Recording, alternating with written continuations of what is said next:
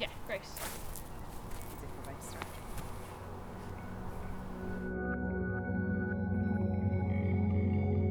My name's Cian O'Flaherty, and for the last 12 weeks I have been running Feed the Heroes to bring meals to frontline workers fighting COVID-19. About 3 days after the schools shut down, it was the 15th of March, we were sitting at home socially isolating, and I was scrolling through Twitter and I saw a tweet from the Mater Emergency Department team. Somebody on that Saturday night had dropped in, I'd say it must have been a couple of €100 worth of takeaway to the team there, and you could see like it made such an impact. I thought I'd have no problem doing that. I'm sure there's a couple of people that I know or that would be on the internet that would like club together, and maybe we'll send some pizzas into some hospitals, and it'll be a cool thing to kind of let them know that we're all thinking of them. Within about 3 or 4 hours we had about a couple of €1,000, and then by the end of day one there was €10,000 sitting there to be spent on meals for frontline workers, and it never really stopped. In that time we've had over 20,000 donors to donate over €1.3 million to us to help deliver meals to the frontline. We've delivered over 160,000 meals to date and peaked at about 30,000 meals a week. Probably like a lot of people sitting at home, you feel really helpless. It's certainly the first 3 or 4 weeks, it was really happening around us. You know, people were getting sick, people were going into ICU.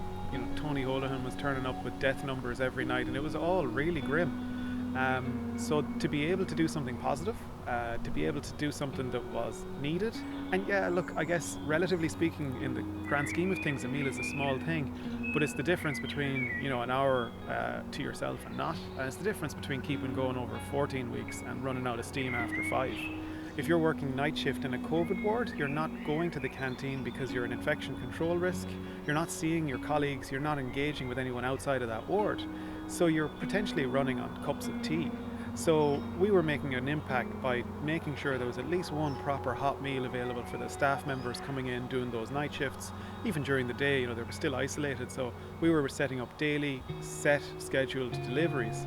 I think that's really where it made the impact over the long term. The fact that we were there day after day, week after week, meant that it was just one less thing to think about.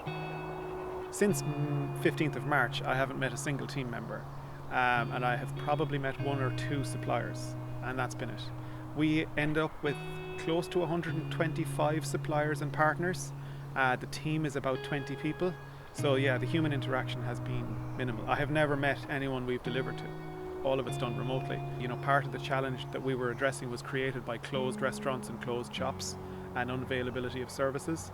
So there's really not a huge amount of demand likely to be there for us beyond phase 2.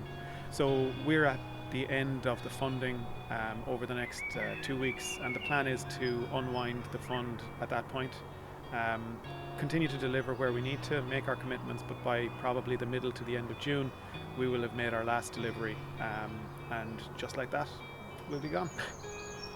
It's probably made me more positive. Like, I probably would have been a little jaded, but people are really good in a crisis, and just the way that they've gotten behind what we're doing. Whether it's a kid giving you €5 on his communion money because his mom's a nurse, or it's, you know, somebody who's a retiree who's doing it because they're cocooning. You owe those people to do the best, so that's what keeps you going.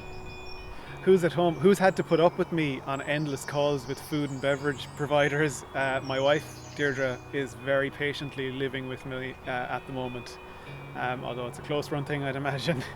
I think fundamentally we've learned that we should slow down a bit, actually, that it's not the worst thing in the world to go slow, and that we can be pretty good in a crisis. We have the cop on to just do the right thing, and I think that's been really good.